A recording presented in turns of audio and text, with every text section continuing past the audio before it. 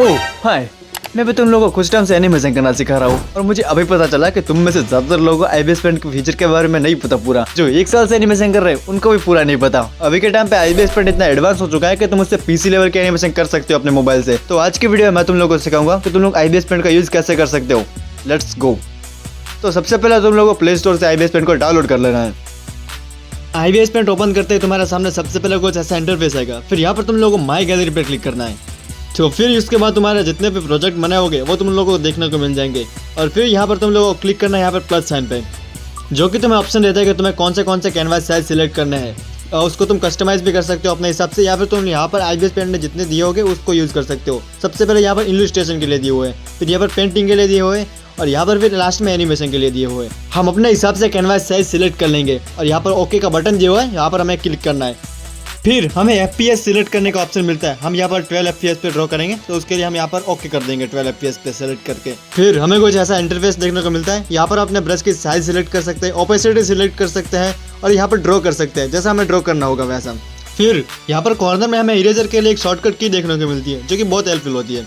Okay, तो फिर यहाँ पर हमें इरेजर के लिए भी हमें ब्रश देखने को मिलते हैं। हमें कैसा ब्रश सिलेक्ट करना है वैसा अपने हिसाब से। फिर यहाँ पर हम इरेजर की ओपेसिटी कम कर सकते हैं, ज़्यादा कर सकते हैं, अपने हिसाब से कस्टमाइज कर सकते हैं।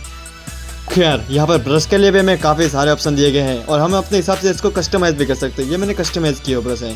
ब्रश को हम यहाँ से कस्टमाइज कर सकते हैं। ये जो दिख रहे हैं हम तुमको, यहाँ से हम ब्रश को अपने हिसाब से कस्टमाइज कर सकते हैं। अगर तुम लोगों को चाहिए हो तो मुझे बताना, ठीक है।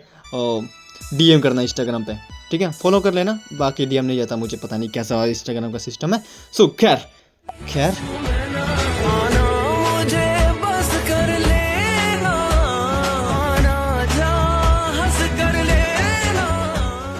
तो यहाँ पर हमारे ब्रश के सेक्शन के कोने में 3 डॉट दिए हुए हैं। यहाँ पर हमें क्लिक करना है और अपने हिसाब से हम ब्रश को इंपोर्ट एंड एक्सपोर्ट कर सकते हैं।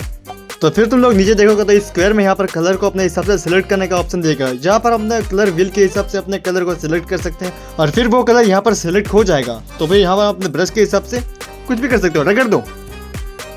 और अगर तुम लोगों को कोई भी अच्छा सा कलर पसंद आ गया, जैसे कि मुझे ये कलर पसंद आ गया, ठीक है, तो यहाँ पर हम इसको परमानेंटली रख सकता हूँ। जब भी मुझे ज़रूरत पड़ेगी तब मैं यहाँ पर ले लूँगा, और अगर डिलीट करना होगा तो डिलीट कर दूंगा।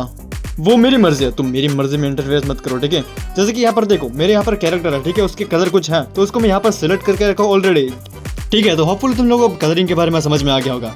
लेकिन अब मुझे अगर एनिमेशन करना है, ठीक है, तो मुझे फ्रेम बनाना पड़ेगा। तो फ्रेम बनाने के लिए मैं क्या करूँगा, यहाँ पर प्लस आइकन पर क्लिक करूँगा, ठीक है। तो यहाँ पर हमारा एक फ्रेम बन गया, ठीक है। तो यहाँ पर हमारे 2 फ्रेम बन गए, ठीक है। तो इसके ऊपर मैं ड्रॉ करूँगा, जैसे कि यहाँ पर पहले फ्रेम है तो इसके ऊपर मैं ड्रॉ करूँगा। यहाँ पर फिर दूसरी फ्रेम लूँगा और उसके ऊपर एक दूसरा सर्कल ड्रॉ करूँगा, ठीक है। तो ये बन गया एनिमेशन। बट तुम लोग अगर देखो तो ये स्मूथ नहीं लग रहा। स्मूथ बनाने के लिए इसके बीच में एक और फ्रेम ड्रॉ करनी पड़ेगी। अब ये जो रेड और ग्रीन ये है ना, ये एक अनियन स्किन है। अनियन स्किन क्या होता है कि जैसे तुम्हारे यहाँ पर देखो, अगर मैं इनको नॉन कर दूंगा तो ये गायब हो जाएंगे, और अगर मैं इसको पास्ट कर दूंगा तो ये पिछला वाला फ्रेम होगा, इसका पहला वाला वो दिखेगा। फ्यूचर करूंगा तो उसके आगे वाला फ्रेम दिखेगा। पॉज करूंगा तो ये दोनों फ्रेम दिखेंगे। समझ गए अब? तो इसके बीच में हम यहाँ पर फ्रेम ड्रॉ करेंगे। अब ये स्मूथ लग रहा है, ठीक है, ठीक ठाक लग रहा है। अगर तुम लोग को डिटेल में सीखना है एनिमेशन तो ये वीडियो चेकआउट कर लेना, ठीक है। ये 2 वीडियो बहुत ही बढ़िया वीडियो बनाई, बहुत ही बढ़िया, चेकआउट करना, ठीक है, लिंक डिस्क्रिप्शन में। अगर तुम लोग चाहो तुम्हारी गेंद मस्ती भी मटी नहीं हो, मटी बम मारवाड़ा निकल जाती है, तो तुम यहाँ पर इनकी अनियन स्किन को भी कम ज्यादा कर सकते हो। Yes, good. फिर इसका नेक्स्ट स्टेप है FPS। तुम FPS को कम ज्यादा कर सकते हो। जितने FPS ज्यादा होगा उतना तुम्हारा एनिमेशन फास्ट दिखेगा। मतलब 1 सेकंड में कितने फ्रेम दिखेगी वो दर्शाता है ये। अरे कभी कभी मैं कितना शुद्ध हिंदी बोलने लग जाता हूँ, है ना। इसी बात पे सब्सक्राइब करो और ट्यूटोरियल देखने के लिए। तुम यहाँ पर 3 डॉट पर क्लिक करके अपने फ्रेम की सेटिंग भी चेंज कर सकते हो, मतलब ड्यूरेशन। मतलब जैसे कि यहाँ पर एक फ्रेम है, ठीक है, ये लास्ट फ्रेम है, उसकी मुझे इसका ड्यूरेशन चेंज करना है। जैसे कि मुझे एक फ्रेम 11 बार दिखानी है, तो यहाँ पर मैं 11 बार सिलेक्ट करूंगा, ठीक है। तो जितने 11 फ्रेम चलेगी उतनी ही 1 फ्रेम चलेगी। समझ में आया क्या लाला?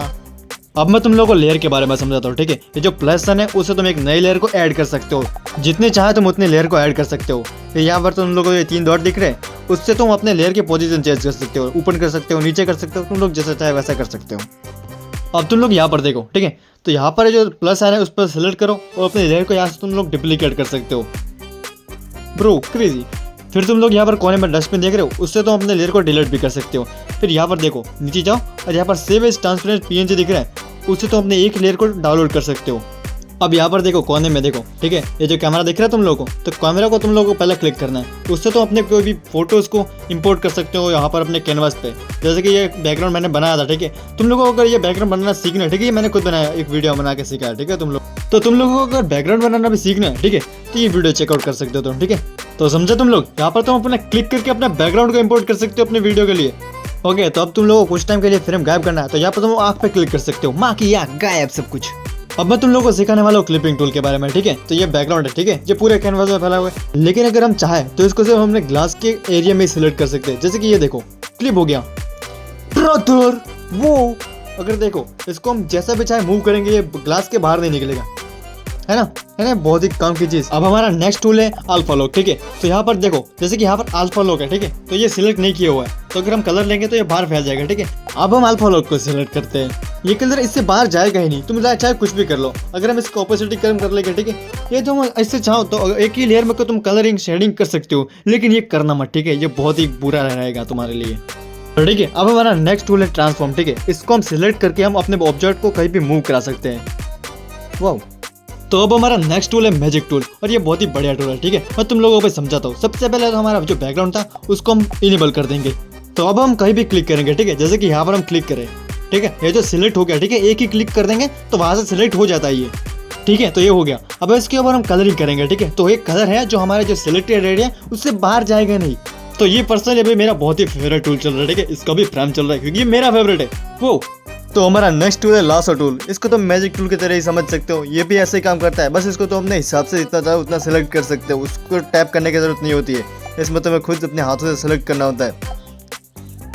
तो हमारा नेक्स्ट टूल है फिल्टर टूल, ये बहुत ही बढ़िया टूल है, अगर तुम इसको अच्छे से समझ सकते हो, ठीक है, तो फिर ये तुम्हारे लिए बहुत ही बढ़िया टूल है। इससे तो अपना बैकग्राउंड का ह्यू चेंज कर सकते हो, ठीक है, ऐसा नहीं कि सिर्फ बैकग्राउंड का, पूरे सीन का, ठीक है। तुम यहाँ पर देख सकते हो ये मैं कैसा चेंज करा, वैसे तुम लोग अपने हिसाब से चेंज कर सकते हो, इन्वायरमेंट चेंज कर सकते हो अपने हिसाब से।